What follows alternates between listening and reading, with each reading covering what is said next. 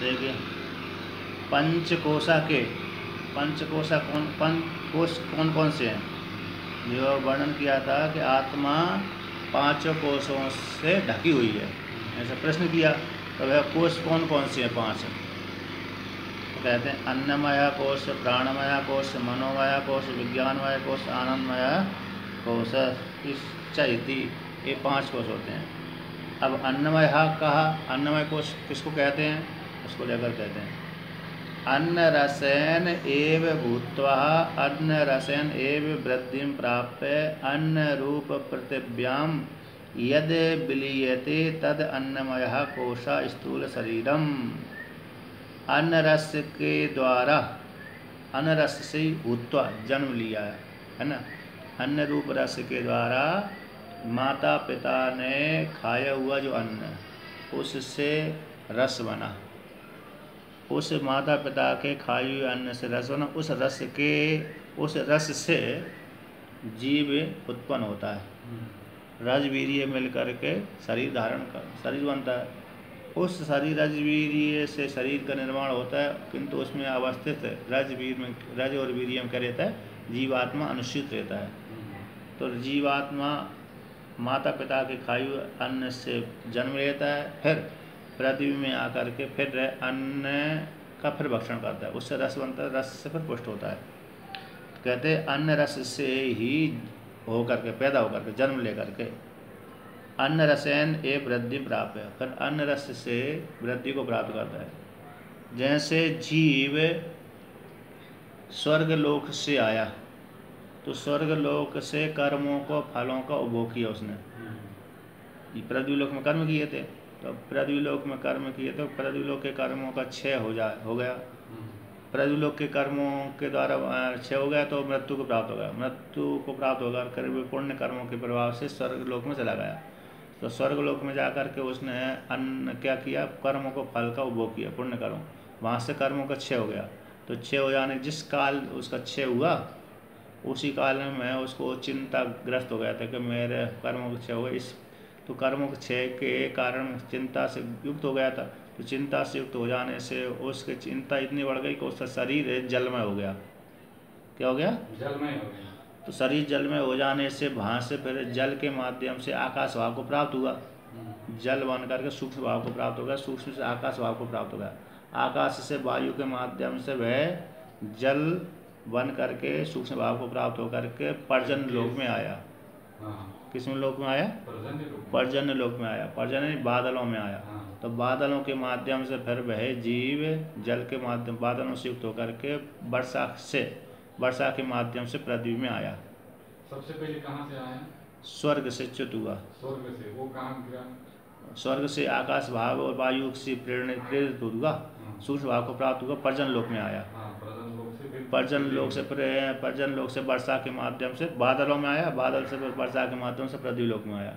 पृथ्वी से फिर व्री में गया, गेहूँ में गया, चनों में गया, कहीं कहीं फलों में गया। फिर उस व्री है, गेहूँ है, चना है, मसूर आदि जो खाद्य पदार्थ है उसमें प्रवेश कर गया। उसको किसी पुरुष ने खा लिया और फिर पुरुष के भीतर प्रवेश कर गया।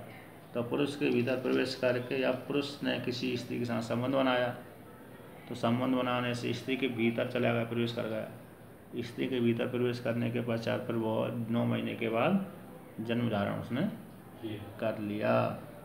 तो रज और वीर्य से रस सा, ऊपर से रस बन करके आया था, तो नीचे रस होते हुए जन्म रस कहते अन्न और रस के सार से उत्पन्न हुआ था। होकर के जन्म और अन्न, ये हमारा स्थूल शरीर भी अन्न का ही सार है। स्थूल भूत जो शरीर है वह हमारा ही किसका सार है? अन्न रस का ही सार है, निर्मित है। इसलिए अब पुनः अन्न खाया बालक बनने के पश्चात, फिर अन्न के द्वारा फिर वृद्धि को प्राप्त हो। अन्न रस से ही वृद्धि प्राप्त है। अन्न खाएगा तो रस बनेगा, रस से फिर पुष्टि प्राप्त होगी, पोषण होगा। तो अन्न रस से वृद्धि को प्राप्त करके फिर अन्न रूप पृथिव्याम यद विलीयते, इसके पश्चात वृद्धि को प्राप्त होकर के जवान होगा, जवान से बुढ़ापा हुआ, बुढ़ाने के बाद क्षय हो गया। जायते अस्थि जायते वर्धते विपणते अपक्षीयते विनश्यति, बूढ़ा हो गया, बूढ़ा होने के पश्चात फिर मर गया, तो जी स्थूल शरीर जो अन्न से बना था वही पृथ्वी में जाकर फिर मिल गया, तो जीवात्मा निकल के अपने कर्मों के अनुसार चला गया। तो वह पृथ्वी में जो स्थूल शरीर है यदि लिए थे तो लय को प्राप्त हो जाता, तद वह अन्नमय कोशा, अन्नमय कोश स्थूल शरीर कहलाता है। स्थूल शरीर का ये अन्नमय कोश कहलाता है। बाहर दिख रहा है जो कोश है, बाहर शरीर दिख रहा है, ये अन्नमय कोश कहलाता है। स्थूल शरीर में एक ही कोश रहता है, अन्नमय कोश।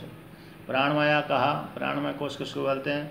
तो प्राणाद्य पंच अवयवा बागादीन्द्रिय पंचकम कोशा। प्राणात प्राण, अपान व्यान समान उदान हो गए, है ना, और 5 कर्मेंद्रिय, इनको मिला करके प्राणमय कोश कहते हैं। ठीक है ना। प्राण, अपान, व्यान, उदान, समान 5 हो गए प्राण, और कर्मेंद्रिय हो गई क्योंकि ये 7 राजसन से तो उत्पन्न हुई है, और रजोगुण, प्राण भी रजोगुण प्रधान है। ठीक है ना, क्रिया चेष्टा होती है ना उसमें, इसलिए 5 कर्मेंद्रिय और 5 प्राण को मिला करके प्राणमय कोश कहलाता है। 5 कर्मेंद्रिय और प्राण, पंच प्राण 10 ही प्राणमय कोश कहलाता है। तो कहते हैं मनोमय कोश का, मनोमय कोश किसको बोलते हैं? तो कहते हैं मनश्चा ज्ञानेन्द्रिय पंचकम मिलित्वा भवति स मनोमय कोश। मन और 5 ज्ञानेन्द्रिय मिलकर के मनोमय कोश कहलाता है। अब विज्ञानमय कहा, विज्ञानमय कोश किसको कहते हैं? कहते बुद्धि ज्ञानेन्द्रिय पंचकम मिलित्वा यो भवति स विज्ञानमय कोश कहलाता है। विज्ञानमय कोश, ज्ञानेन्द्रिय हो गई 5 और बुद्धि हो गई, इन दोनों को मिला करके जो बनता है, निर्मित होता है कोश, उसको विज्ञानमय कोश कहते हैं। तो क्या आनंदमय कोश किसको कहते हैं? तो कहते हैं आनंदमय कोश, आनंदमय का एवं, तो सूक्ष्म शरीर में 3 कोश होते हैं, प्राणमय कोश, मनोमय कोश, विज्ञानमय कोश। स्थूल शरीर में एक ही कोश होता है, और सूक्ष्म शरीर में 3 कोश होते हैं, विज्ञानमय, मनोमय और प्राणमय। ठीक है ना। और सुषुप्ति में 1 कोश होता है, आनंदमय कोश।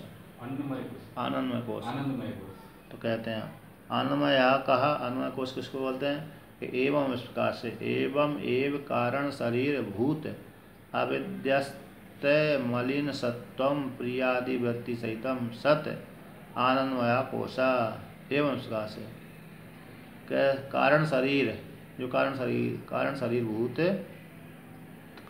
भूत है ना, भूत विद्यमान है कारण शरीर, क्योंकि कारण शरीर किसी उसका विकार नहीं है। अरे उसका विकार किसका नहीं है? पंचभूतों का विकार नहीं है। इससे ही बाद में फिर पंचभूत उत्पन्न होते हैं। जब तक ईश्वर है, माया को स्वीकार करके ईश्वर संज्ञा हुई है। अब ईश्वर संज्ञा करने के पश्चात फिर जब तक भूत नहीं रहती उसमें, ये तन्मात्रा तो होंगे ना। तन्मात्रा इसके बाद होती है, अविद्या को लेकर, अविद्या से ही फिर उत्पन्न होती है। अविद्या माया से, हाँ, अविद्या माया से ही तन्मात्रा आदि पंच महाभूतों की उत्पत्ति होती है। तो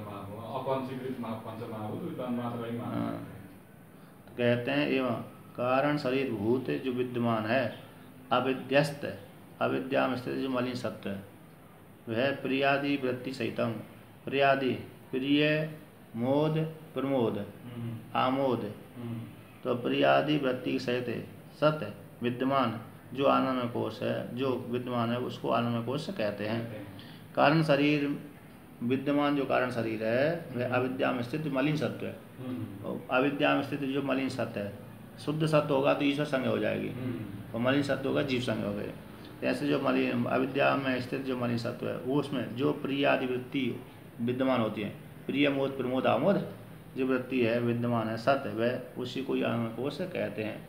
तो प्रिय, मोद, प्रमोद, तो प्रिय, मोद, प्रमोद, आमोद, ये जो वृत्ति बनती है ना, इसी को आनंदमय कोश कहते हैं। चाहे सुषुप्ति में कहो, चाहे दिन में ही प्रिय, मोद, प्रमोद आदि जो वृत्ति बन जाती है उसको आनंदमय कोश कहते हैं।